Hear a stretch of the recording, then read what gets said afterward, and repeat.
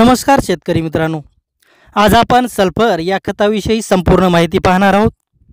यात आपण पाहणार आहोत सल्फरचे कार्य आणि सल्फर कधी वापरावे हे आपण या व्हिडिओत पाहणार आहोत।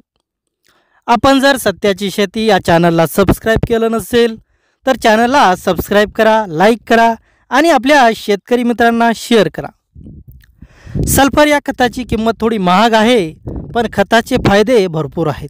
खरं तर सल्फर हे मुख्य अन्नद्रव्य पाहिजे होते, कारण सल्फरचे फायदे खूप आहेत। एखाद्या शेतकऱ्याने जर सल्फर वापरले असेल तर आपण त्याला विचारू शकता की सल्फरमुळे काय फायदा होतो। मित्रांनो, आपण जे पिकाला अन्नद्रव्य दिलेले आहेत, अन्नद्रव्य उचलण्यासाठी म्हणजे झाडांपर्यंत नेण्यासाठी आपल्या पिकाला सल्फर देणं आवश्यक आहे।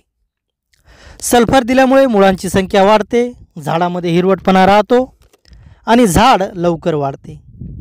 झाडाच्या पानातील हिरवटपणा टिकवण्यासाठी सल्फर अतिशय महत्त्वाचे आहे, त्यामुळे झाड अन्न तयार करू शकतं। सल्फरमुळे मातीचा पीएच पण सुधारतो। सल्फर हे कापसाच्या हरितद्रव्य वाढ, बोंडधारणा टिकवणं आणि झाडाचा एकूण दर्जा व रोगप्रतिकारक शक्ती वाढवण्यासाठी आवश्यक असणारं सूक्ष्म अन्नद्रव्य आहे। सल्फर वापरल्यामुळे कापसाचे पाने गडद हिरवी राहतात, अन्न निर्मिती सुधारते। सल्फर वापरल्याने झाडाची मुळे वाढतात आणि वाढ सुधारते। फुलांची गळ कमी होते। सल्फरमुळे बोंडे मोठी होतात आणि वजनदार पण होतात। सल्फर वापरल्यामुळे रोगप्रतिकारक शक्ती वाढते। सल्फर जर पिकामध्ये कमी असल्यास आपल्याला काही लक्षणे दिसून येतात। सल्फर जर कमी असेल तर पाने पिवळसर होतात, झाडांची वाढ थांबते, फुलं आणि फळांच्या संख्येत घट होते, फळांचा तेल कमी निघतो। आता आपण सल्फर कधी वापरायचे आहे ते पाहूयात। पेरणीनंतर 25 ते 30 दिवसांनी सल्फर हे खत वापरायचे आहे। हे खत वापरल्यामुळे या टप्प्यात मुळांची वाढ होते आणि पाने हिरवी राहतात।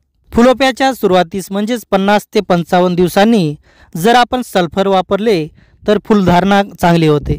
बोंडधारणेच्या टप्प्यावर म्हणजेच बोंडे लागण्याच्या वेळेस 65 ते 75 दिवसांनी सल्फर वापरले तर बोंडे वाढतात आणि बोंडाची गुणवत्ता पण सुधारते। आपल्या पिकामध्ये आपण जर सल्फर टाकले नसेल तर आपण आपल्या पिकात सल्फर टाकावे, त्यामुळे आपल्या उत्पन्नात वाढ होईल। धन्यवाद।